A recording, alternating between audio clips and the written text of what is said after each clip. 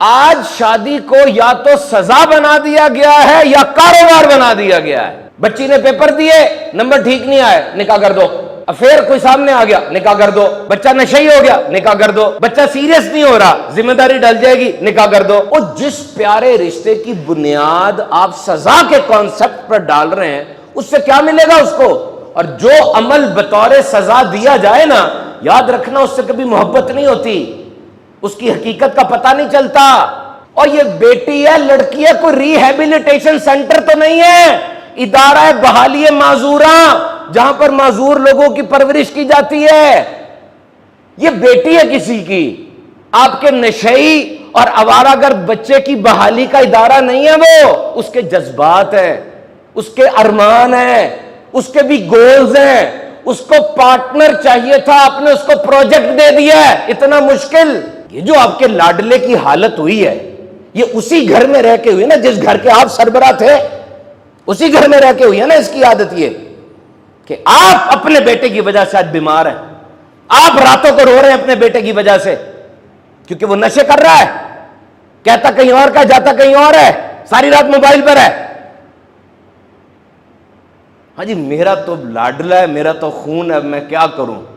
آپ کا تو خون ہے لیکن اس کا تو مار مار کے خون نکال دے گا نا. کسی کی بیٹی، آپ کی اپنی بیٹیاں بھی ہیں، غور کریں.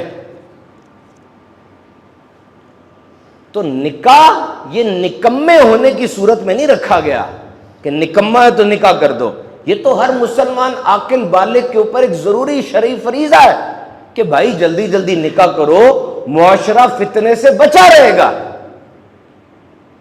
اور اگر اس اہم شرعی فریضے سے کھلواڑ کیا گیا تو اس کے فوائد کیسے حاصل ہوں گے؟ زوجین آپس میں ایک دوسرے کے لیے لباس کیسے بنیں گے؟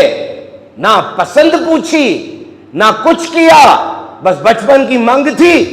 نکاح کر کے پیچھے بیٹھ کے آبزرو کر رہے ہیں، اب چل جائے گا چل جائے گا. بات کر رہے ہیں ایک دوسرے سے، ہوٹل گئے ہوئے ہیں، نتھیا گلی گئے ہوئے ہیں، چل جائے گا چل جائے گا.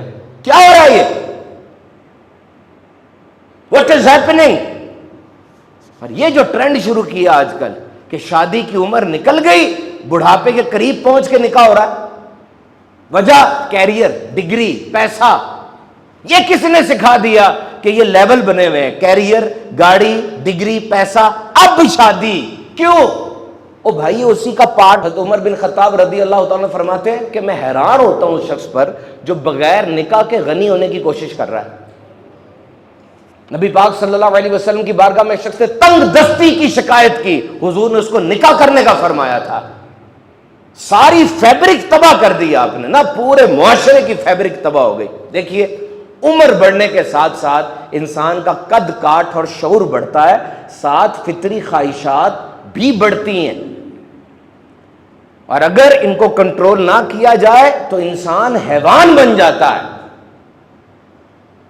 اور آج سوشل میڈیا نے، فلموں نے، یہ تعلیمی اداروں کے نظام نے جو حال کر دیا نا، یہ شہوت کی چنگاری بڑھ کر آگ کا شعلہ بن چکی ہے. اور اس کو کنٹرول کرنے کا شرعی طریقہ، واحد طریقہ، وہ شادی ہے اور تو کچھ بھی نہیں ہے. تو یاد رکھو محترم سامعین کرام، عمر گزر جاتی ہے، نقصانات سامنے آتے ہیں. شادی کے انتظار میں بچہ بچی بیٹھے ہیں، والدین کا انتقال ہو گیا، اب کیا ہوگا؟ اور لیٹ ہوتا چلا جائے گا. 3 چیزیں مرد پوری کرے: مہر 2 تولے 7.5 ماشے چاندی، کم از کم مہر یہ ہے. نمبر 2 نان نفقہ، کھانا، کپڑے، برتن، بستر. اور نمبر 3 بیوی کے حقوق. لیکن یہ بہت بڑی عبادت ہے نکاح کرنا. کئی صالحین، بلکہ نکاح یہ چونکہ افزائش نسل کی وجہ ہے تو یہ صالحین، عابدین، اتنے بڑے بڑے نیک لوگ نکاح کی وجہ سے دنیا میں آئے. صرف 2 بندوں کے درمیان رشتہ نہیں ہوتا نکاح، بلکہ 2 خاندانوں کے درمیان رشتہ ہوتا ہے. کئی نئے رشتے بنتے ہیں نکاح کی وجہ سے، ساس سسر، نند بھاوج. اور جب بچے پیدا ہوتے ہیں تو اور رشتے بنتے ہیں، کوئی چاچا بن رہا ہے، کوئی ماما بن رہا ہے، اور کزنز کی تو لائن لگ جاتی ہے. تو نکاح کو، غور سے سننا، نکاح کو ایوارڈ کی صورت میں لیں.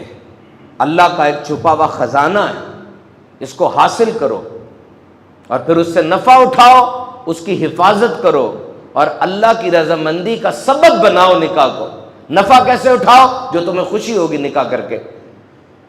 اور حفاظت کیسے کرو؟ فرائض واجبات ان کو پڑھو. محترم سامعین کرام، نکاح کو آسان بنائیے، نکاح کو آسان بنائیے.